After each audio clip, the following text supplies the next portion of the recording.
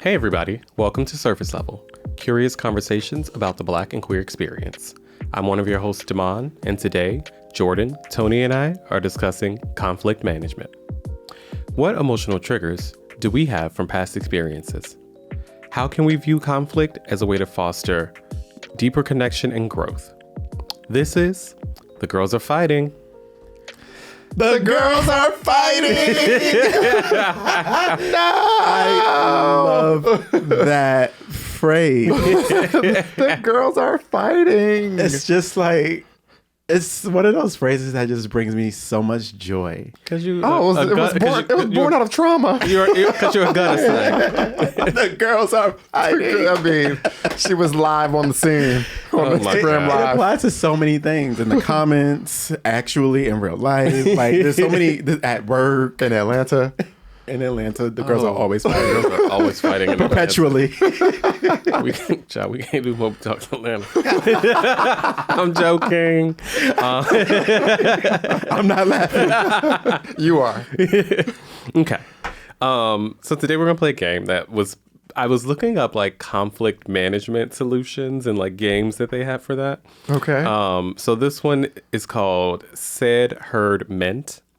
And with this actual thing, the goal of the activity is to promote clearer, more forthright communication and to avoid conflict based on misinterpretation. So I thought it just reminded me. I said what I said. All that ran through my mind. Meant it. Said it, heard it, meant it.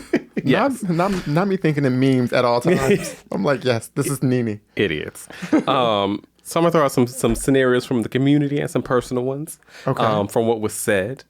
Tell us what you hear, and then we're gonna like deduce what people meant. What was said? Okay. Okay. So first, if a Black person says, "If you like it, I love it," what are you hearing from that, and what do they really mean, Tony?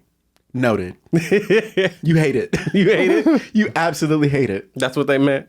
Nothing more, nothing less. That's what they meant. That's what they said. They said what they said, but they meant something completely, totally different. You actually just told me like I can go kill myself. Basically, Basically. that's what you said. Like, I love it. Oh, great. You hate me. I mean, if they say, if you like it, I love it, they don't love it, and they're very confused why you even like it. That's what they really mean. Why do you like it? But they would like to move on and not talk about it any longer. That part. All right. So Expeditiously. if a Black person says, "That baby been here before," what are you hearing, and what do they actually mean, Jordan? That baby been here before? Mm-hmm. The baby look old? Is that what The baby has a spirit, an old spirit. The baby has a story. The baby's Baby ugly. has- I don't know, child, but if the baby look like they 90, that's not a compliment. The baby has an Goodness. old face. An old soul. Old soul. Yeah, that's what it is. When someone says they've been here before. Well, that baby been, because like there's a difference when it's No, like there's difference. a toddler, a kid, a young kid, where it's just like they're wise beyond their years. But in this case, if it's that baby been here before, Okay. I was thinking physically, like how they look Mature. mature. All right. So if a Black person says, he just got a little sweetness to him, Oh, what are you hearing, and what do they mean, Tony? it's giving. It's giving con. It's giving cunt. Yeah, it's when they said like a little sweetness, a little sugar in their tank. Yeah. Yeah, Like, yo, It's giving like a Kiki Palmer chicken wing. this one got It's you giving- really do think it means. I do. This one got a little sweetness to it. It's giving, a limp wrist. It's giving a switch. It's giving a cross leg at the ankle or at the knee. It's soft. And then It's like cunt. he's he's how you doing? all right. Turning inward, I'm gonna ask you, and then you have Me to turn say what you inward mean. now. All right So- now, Phaedra. If Jordan says, "I'm sure it's fine," Tony, what are you hearing? And Jordan, what do you mean when you say that? And he's grappling with the thought process of having to like go along, get along to go along. Is that the phrase? Mm-hmm. Go along to get along. Like he's going along to get along, but he actually is like grappling, like going through it in his mind.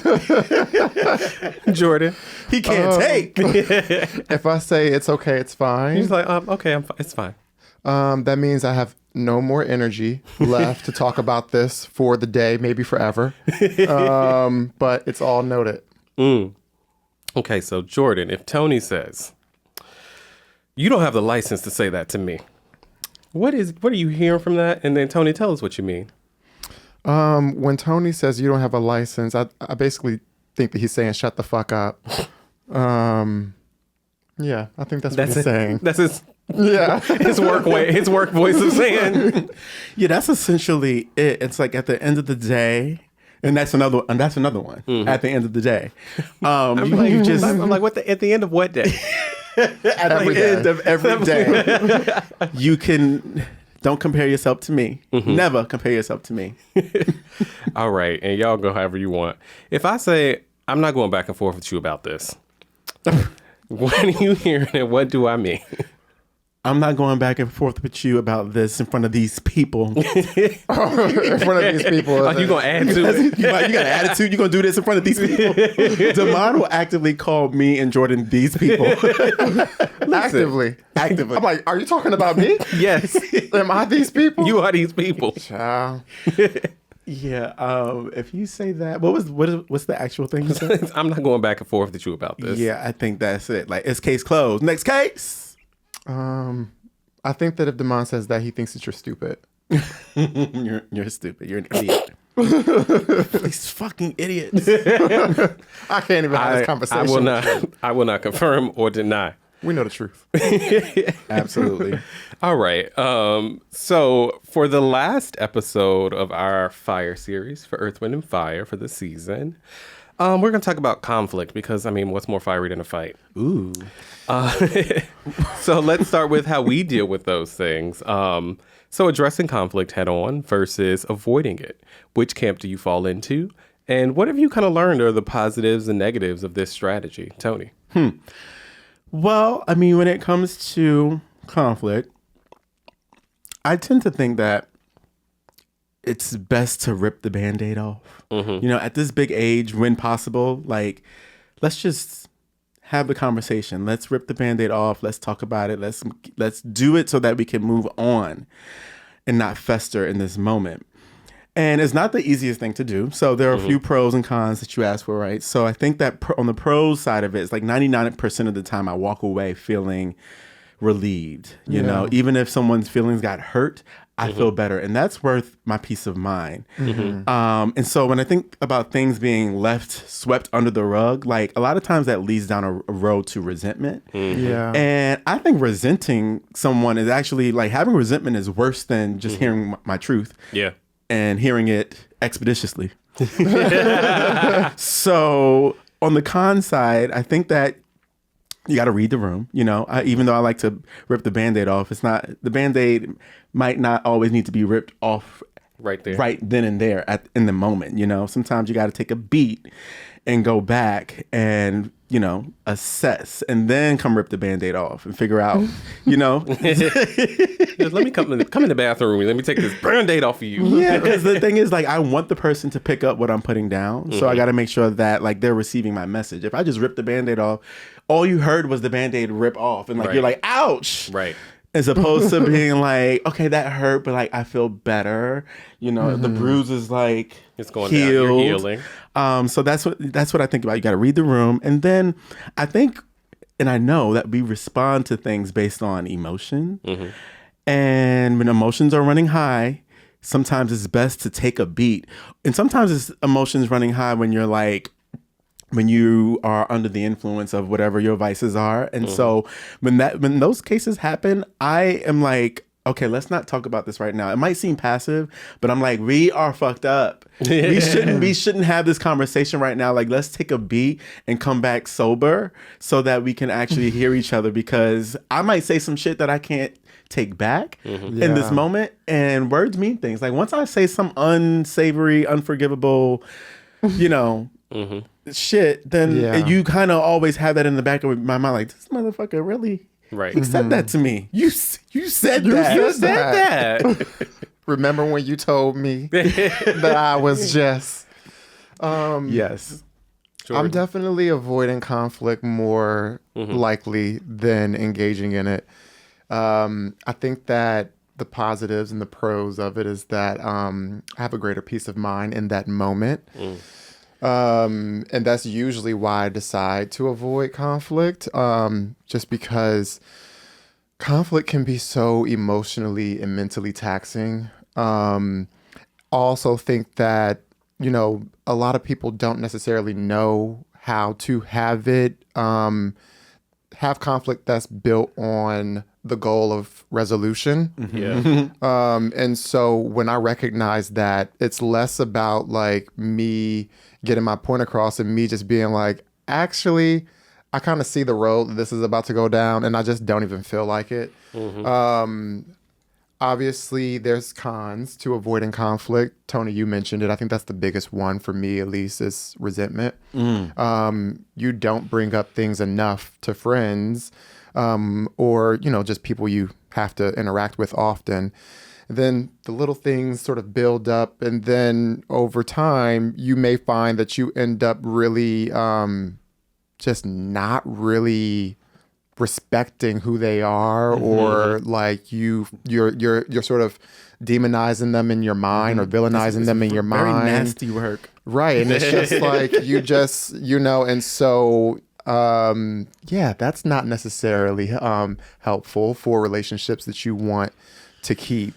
So yeah, I think that's why the whole idiom of pick and choose your battles is so popular, because you really do have to decide. Like, I think that there's a use case for both of them, like knowing when a fight just ain't worth it, and knowing when, no, this is now or never, or, you know, or it's just going to continuously get worse. Yeah, I mean, I don't have too much to add. I think, yes, I lean more in the camp of the here and now.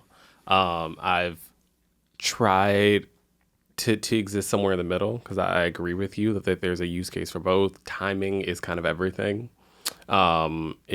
If I hadn't had a couple well, actually, no, I don't need a cocktail. If I'm mad, I'm just going to be fucking mad. So, like, generally, like, if it's a thing where I'm like, this is about to spiral and, like, I'm not in the space to have a calm and collected conversation, no matter what the scenario is, it's just like, okay, let's give it a moment. Because, like, so that's... I don't know. That's the biggest con. It's just like when you're of that moment, like every moment not for address. So let's put the cards on the table. Like everything is not the Real Housewives, and we don't need to be sitting at every dinner and it becomes a thing. The dinner from hell every time. It's like Every that's just dinner not we pulling up to the red table. Please spare me. Please. I'm not RSVPing for it anymore. I mean, speaking of, you know, calm and collected, let's talk about the opposite. Let's talk about like the shit that really pisses us off. So like when you're having a conflict with someone, like give me an example of like a scenario that really takes you into a space where you react negatively, and maybe just give us a little bit of insight as to like how that trigger came about, whether from like your previous life experiences.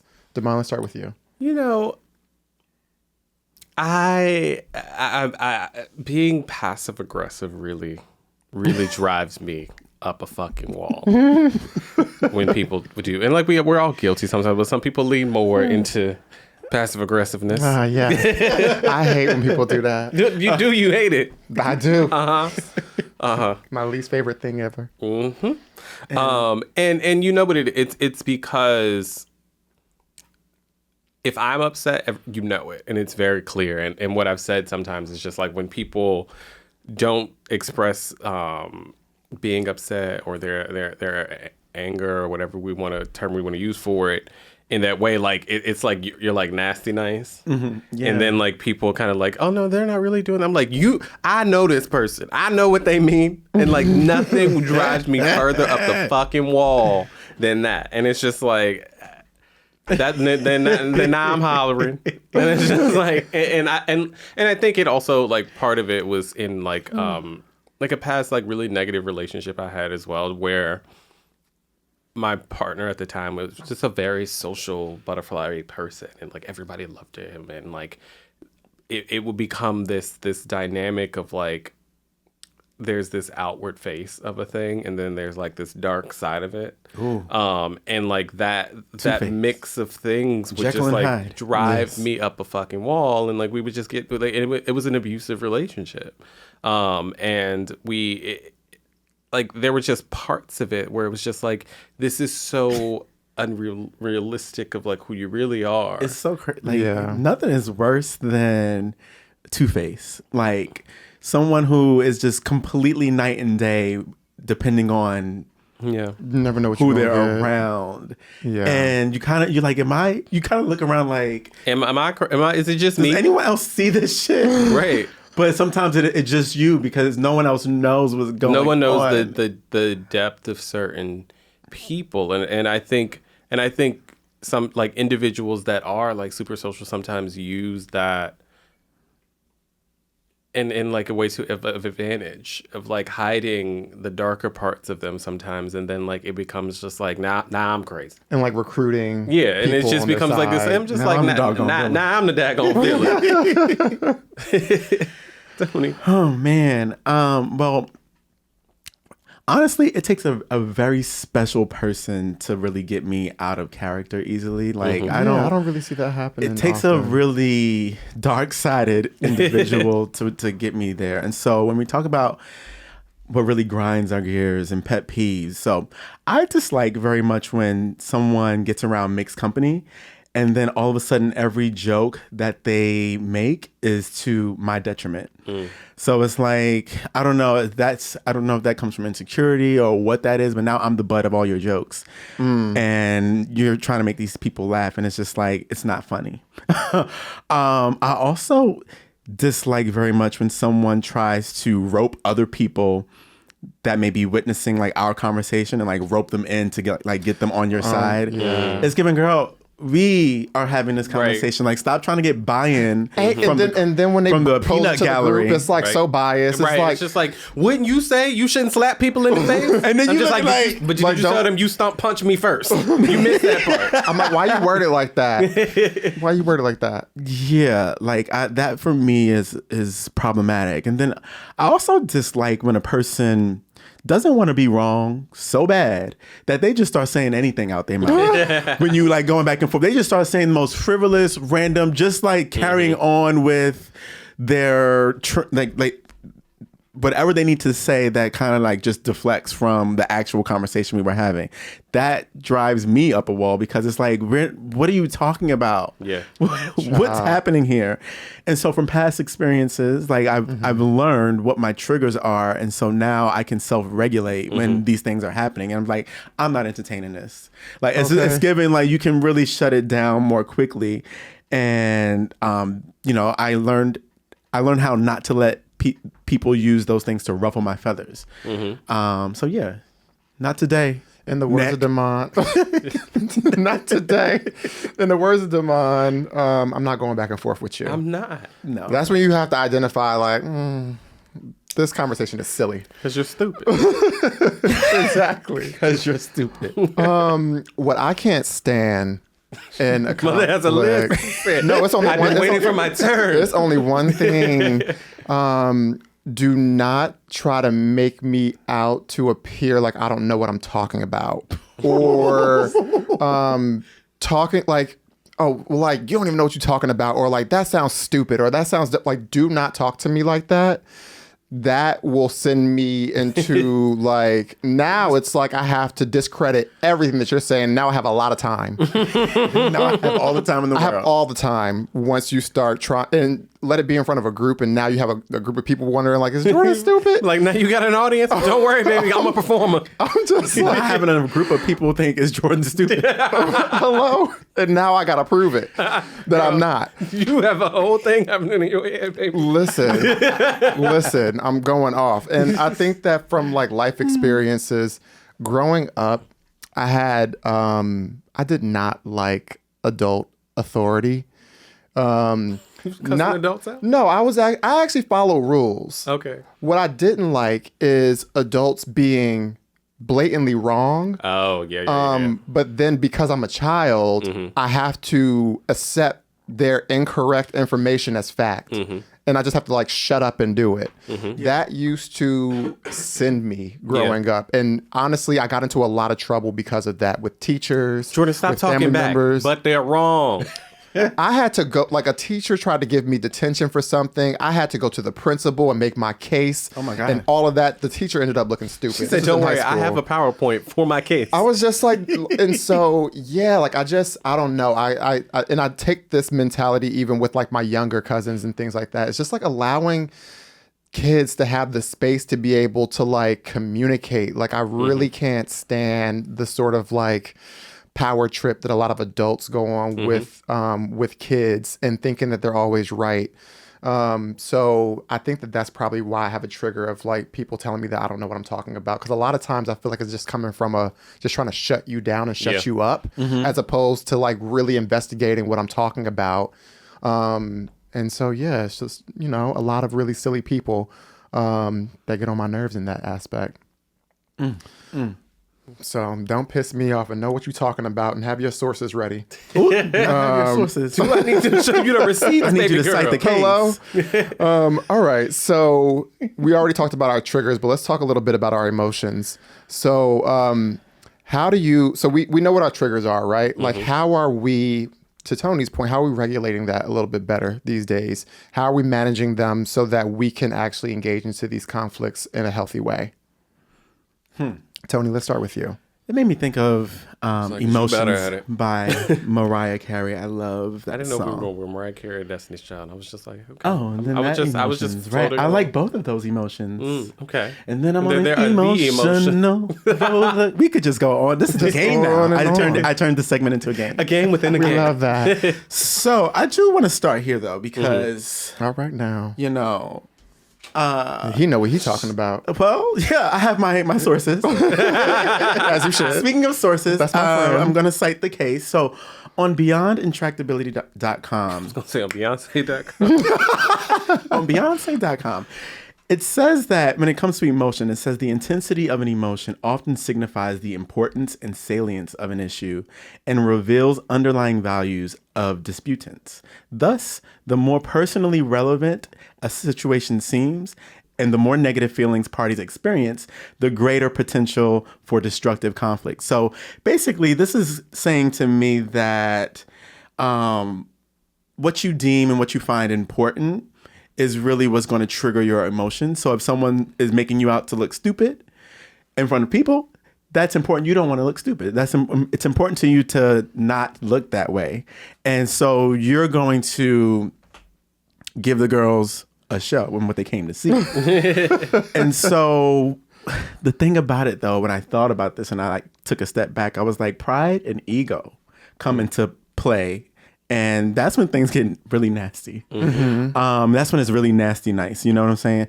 And it's almost to the point where now what we were disputing over is like the ego and the pride has now outweighed Right. I don't even know what we're fighting about. the situation. Don't matter. You know? matter. Well, that's what I'm knee deep that's in drama. but that's ready to fight. Ricard, isn't that we? that's literally like my last point there is like, how many times have you gotten into an argument or something like that and then like you're like, what the fuck were we arguing about? I can't remember. Oh my goodness, what was it? Right. Because it became about the pride and the ego. Right. And so that took center stage. Yeah. And yeah, I think that, we got to manage our egos. Like, whew, that's a whole episode. I won't even dive into like that because Put it on the list. yeah, we're going to put that on the ongoing list. Come back and hit you with another one. When we talk about emotions, I am a person that is very in touch with mine, quite viscerally, to a fault. Sometimes, and I think one of the the things that I traverse in life right now that like I live with my partner and we're figuring out a bunch of shit and. I wouldn't say there's always conflict, but there are just things you live differently. You experience life differently. You try and do that in the same space. And when things don't go my way, I'm just like, I feel it all. You're going to hear it in the tone of my voice, the look on my face. That's so true. The expression in Yeah. my body. And he's just like, why is everything that displeases you all of that? I'm It's just like, doom- I just feel it all. He's it's just like, doom and gloom. he's just like, but we're just talking about. All right, I'm gonna pack it up Right, on. right. We're gonna try tomorrow. Style. Exactly. He's just like we just talking about feeding the dogs. I'm like, don't matter. It's just like, so it's just like what, and the conversations that we have is just like, there are times in life where, and that level of expression of dissatisfaction or upsetness or whatever is warranted.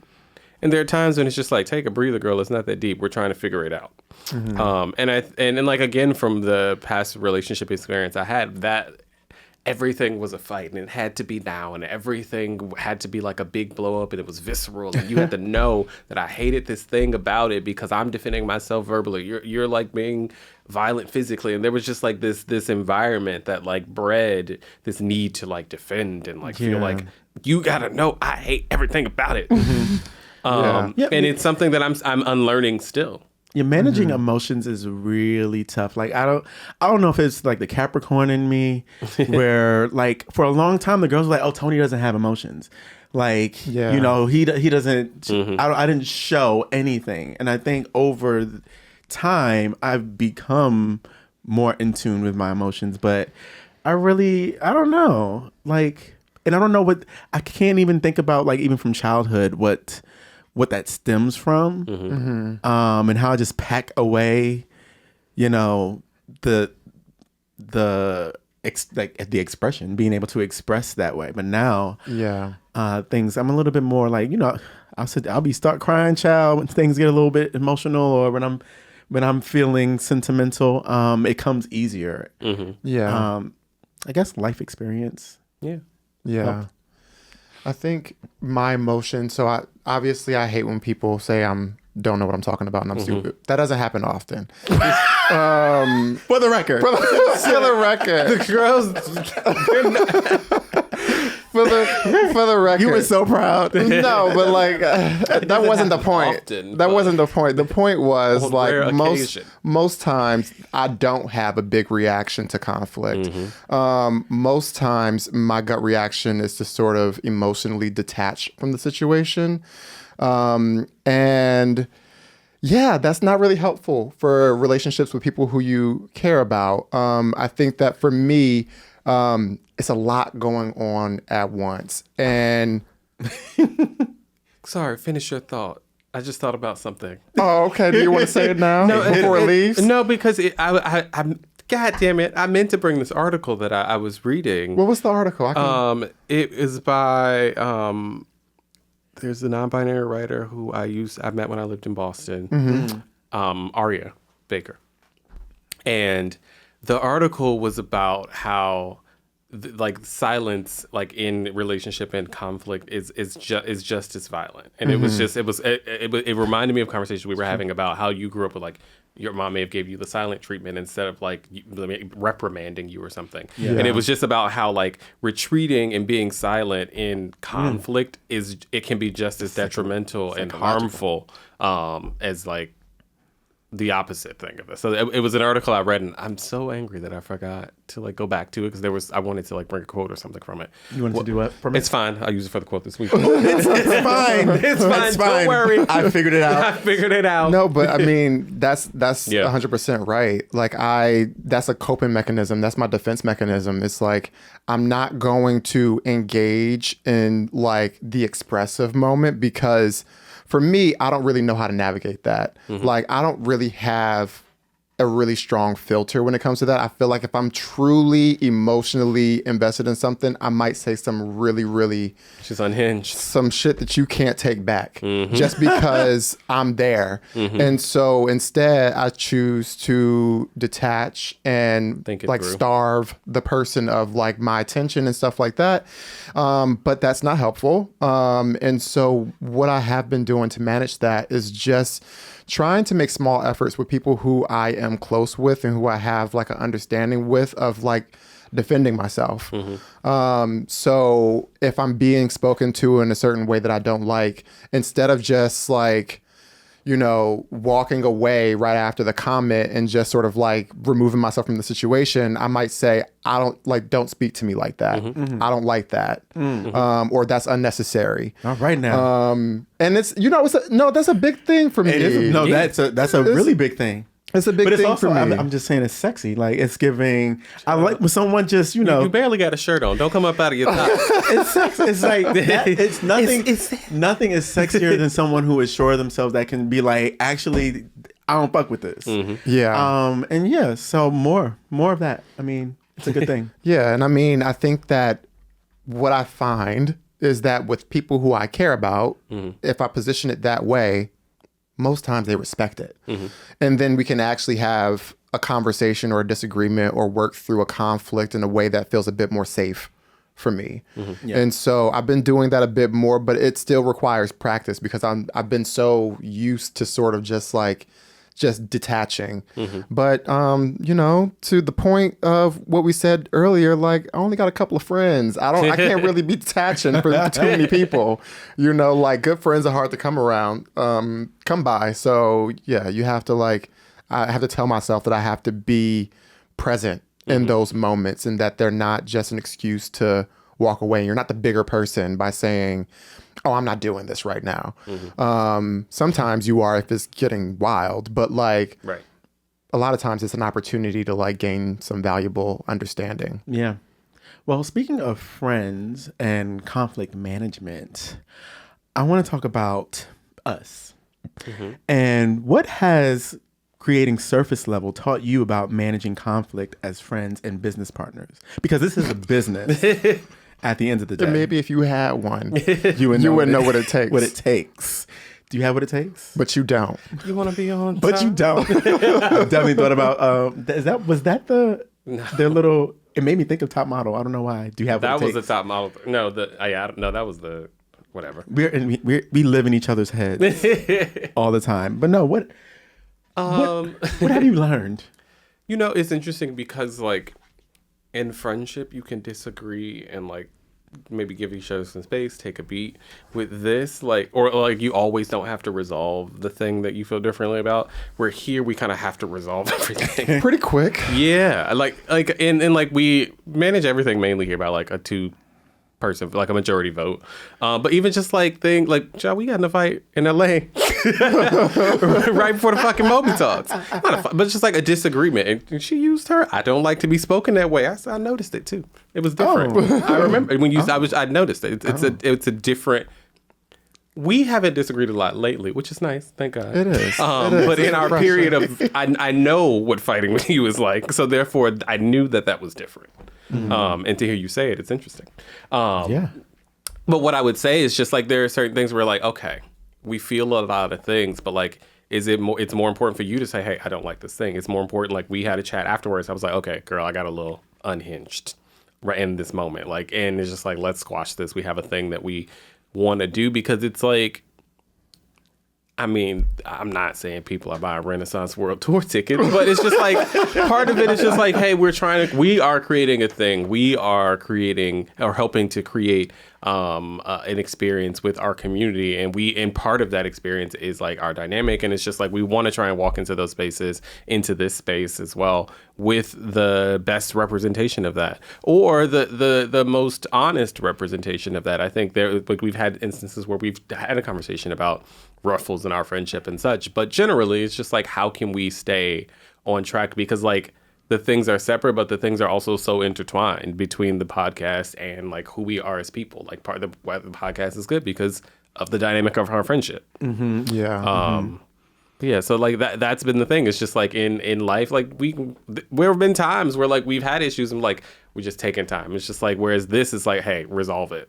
Yeah. And you brought this up when we did the friendship episode. I think it's been it was quite integral to us getting through a very tough time that we had. And it was something that just binds us a bit. And in the best way, not jail. Or bound in a good way. Okay. Yeah, that can be good. Tied up. Yeah. Well, I'm so glad that the girls have figured out this conflict resolution expeditiously. Oh, you know what else I would say? Oh. So I have another thing. Go ahead. I also think it's good sometimes if something happens to have conversation with just the two of us. Because I found that more helpful. Like when I pulled you aside, I was like, let's just us talk. Like back to what we were talking in another episode this season. When it's a one-on-one thing, then like people are a lot less like defensive or feel like there's a stage and he's trying to make me look stupid in front of Tony. Right. And then Tony made and I'm sitting I there hit like, Tony in the middle. And like it's also not fair to you as a friend to be like, why am I in the middle of these fools again? Again. There they go. It's like he's watching, like, I was just trying to go to watching breakfast. a tennis match. But no, I was saying that I'm so glad the girls have figured out conflict resolution in a expeditiously quick manner to be able to like have a moment, address the moment, and not let that affect the energy of the moment. So that was growth to me. Yeah, I mean, I think in addition to what Damon said, that LA moment was pretty tense. Standard disagreement, but not the best timing since we needed to like be the podcast in like a couple of hours, right? And in front of people who like were making plans to come and have that conversation with us. But yeah, I think the big takeaway that I got from there too is like outside of also like speaking up and saying like I don't like this. I was sitting next to Tony after that situation happened. I hadn't said a word to Tony about it because I normally my gut reaction would be. Did you fucking see that?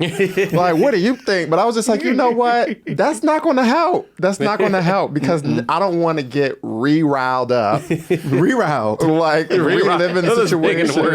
You know what I mean. You know what the fuck I mean. You know what the fuck I mean. But yeah, no, I think that it's really like, and outside, and for the record, this was a argument about business. Yeah. This was a business forward, like, I think this should be the approach that we take. Oh, I disagree. Right. And so that's the challenge that we're up against, right? Like we're not just dealing with you pissed me off and you didn't RSVP to my birthday. Like, we have like these work disagreements too, and we're all very different people. Yeah. Who have different I think we have a singular vision about the podcast, but we all have very different life perspectives and outlooks and things like that we bring to our decision making. And so it's been a test, like everybody's had the feeling of being outvoted about something that they felt really passionate about and made the choice to not turn it into something unproductive, which could happen, if you're dealing with a lot of ego and a lot of pride. And I also think it's important. Like what I think I remember something I got outvoted on. And I was like, let me take this away. And I was like, I'm gonna come back. I was like, I'm gonna come back very calmly with a fully research. We were talking about someone that you all wanted to have on the show who I did not. Just so you all know what I'm talking about. I know exactly who you're talking about. And then I was just like, okay. And then I remember we went away. This was like maybe a month later. It was we were prepping for the season. I had a whole I remember essay prepared. but knowing who I am, I know that that's important for me to get the point across or the just like my thoughts across. And ended up not having to do all that because it kind of like the girls came to their senses. But I think that like it's important to like know yourself. Like I knew in that moment, I'm like, I'm not gonna have this conversation in a productive way, and I really don't want this to happen. So let me take this away and come back to them in the way that will be best, not just for me, but like for our conversations and like for our business at the end of the day. Yeah, like it's definitely a exercise on patience, and patience is a virtue, and I think we've learned to be more patient with each other in this process. And contrary to what anyone might think, like behind the scenes, we actually do work very well together because we are, like you said, we have our own defined lanes, and we allow each other to be in those lanes. And we keep saying we have this democratic process, and I think that's the best way forward, but it only works if the individuals that are voting stay true to their individuality and not take on like, okay, it's not, we don't gang up on each other with voting. Right. It's not political. It's like, what do you want? Right. Yeah. We vote how we actually feel about a thing. And then lastly, it's like it was kind of mentioned earlier. It's just like with an intimate relationship. You don't go to bed angry with each other. Like now for us, we have like we have mechanisms in place that bring us together. So it's like by the time we meet next week for our standing meeting, y'all should have resolved the issue. Don't come back here next week with that bullshit. That's what Tony's saying. Yes. Well, you in it too, Tony. I guess I'm in it too, child. Y'all don't know about that. Yeah, that's for the inside. So, in summation. There's more homework. Huh? There's more homework. Is this your homework? I said there's more homework. Oh, there's more homework. Well, there's more homework. Okay. There's always work. There's always work for the girls. And I want for us to talk about like in what ways can we challenge the idea that discomfort and conflict are always destructive or harmful to relationships and instead view them as opportunities for deeper connection and growth. So, Damon. Okay. Yeah. I think even in the question, I always rail against the word comfort, because I always want to be very specific. I don't mean y'all shouldn't rest. I believe in resting. I'm currently reading Rest as Resistance. My therapist gave it to me. Should you believe in? I'm reading Rest as Resistance. Oh, okay. I believe in rest. So when I say that I rail against the word comfort, that's not what I'm saying. But what I mean is like settling into something just because this is how it has always been, or like keeping the peace is like something that we should always be kind of targeted towards growth. I think it's one of the things that, like with my current partner, the thing that I've enjoyed the most, like people say like, what is the thing that like made you like become this serious with this person? It was just like I met someone that like I felt strongly enough that I could listen to them when they disagreed with me. Like to your point where you're like, I'm like, you look stupid. I don't feel that way ever when we're having conversations. Yeah. And there's just like a level of respect that I have for him.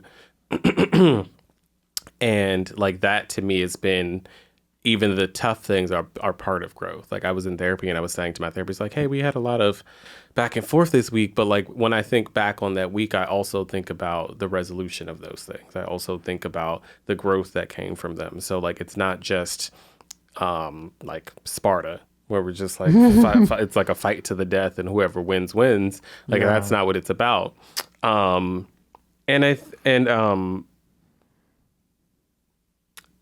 think, I had one other thought and I forgot what it was. It'll come to you. Let them use you. Let them use you. Let them use you, Lord. Sorry. I was also going to say, just like I've said on like the show before, like you can like break up with people and like ending of relationships doesn't have to be some like negative, nasty thing. I think that conflict and like presenting different opinions, presenting varied opinions, presenting something like that makes you step outside of your ego, to the point you were making earlier, is important. And it's something that we should continue to take in, particularly with those that are for friends with our partner, with very close family, because when people have your best interest at heart, I think that they are loving on you, maybe in a way that you don't always immediately recognize because it's not how you would do it. But it's important. Absolutely. Yeah, I think for me, it's very obvious that engaging in conflict has a lot of positive outcomes, such as just having a wider understanding of other people. So I think the homework that I want to give is something that I've been trying to practice when I'm entering into uncomfortable conversations with people. I think, for starters, taking a deep breath. For people who do get overwhelmed, that actually does help. At least it helps me not say something I don't want to say. And it gives me, you're allowed to take a moment. I'm just suffocating myself. You don't have to be just like, you don't have to be quick just to say something back. You can take a second, process what you heard, and actually work through what you want to say in a meaningful way.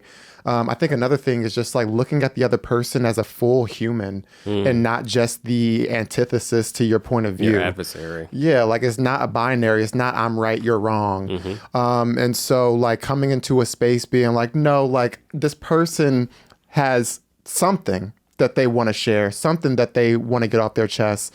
Maybe take it as your responsibility to try to figure that out.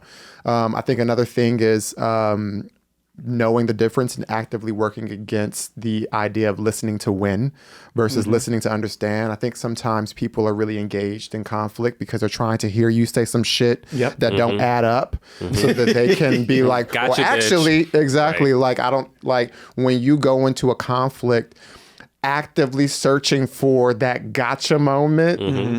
No one wins. I mean, yes, you win the fight because I mean, if you're thinking about it as like a spar, but like you don't resolve, you don't, there's no resolution. So We need a resolution. listening to understand, I think, is really important. And when you feel like someone's saying something just out of the heat of the moment or super emotion filled, asking more questions. Damon has been doing this a lot, and I've been learning from it, where like someone may say something that you're just like, the fuck? But you don't say the fuck. Right. You say, that's interesting. Tell me more about that. Like, why do you feel like that? Because honestly, sometimes people have never even articulated some of these crazy things they say, or some of these like, you know, these things you consider as sort of unruly or what all over the place. And sometimes they just need the opportunity to say it out loud to maybe figure out what you already are trying to like point out. And then, I just think that, you know, also just understanding too, going into it, that there is an opportunity for you to learn something. So if you're going, you shouldn't be going into it like, I want to win and I know I'm right. Maybe you do know you're right, but there's always an opportunity to learn about what the other person is sort of going through and what their perspective is. So it takes a lot of practice. I'm not there all the way. I'm not perfect. He's still working with me. But still working on me. Working hard on me. But, you know, I think that those steps are helpful if you want to get to a point where conflict works in your favor. So. Yeah, listen, nobody wins when the family feuds. That's what the songwriter said. There's always a lesson to be learned and perspective to be gained. And so that's my come from when I am thinking about conflict. I'm always thinking about, like, if I put myself in the other person's shoes, how would I feel? And that helps me to, you know, find some balance, I guess, you know, to get on some sort of like leverage there. But I will say that anyone who says that they don't have disagreements or conflict like with their partners or with friends or with family, like people who say that to me, like, oh, we never argue. I'm like, you're lying through your teeth. Right. But you know what I say to that? A lie don't care who tell it.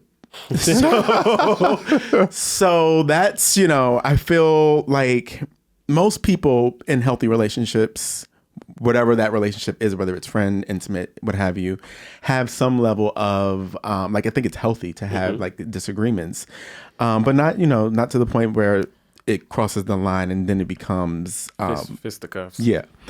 And for the homework for me, when it like I'm thinking about people who avoid conflict like the plague, and I want to challenge those folks and ask, like, why are you running from that? And is that healthier? Like, asking them the question, like, is that healthier? Do you think that, like, how is that serving you? And I want them to face that challenge and get to the other side of fear, because I think there's a lot of freedom to be had with healthy conflict. And that's just my 2 cents. So with that is all the time we have this week. If you've enjoyed this episode, let's keep the conversation going.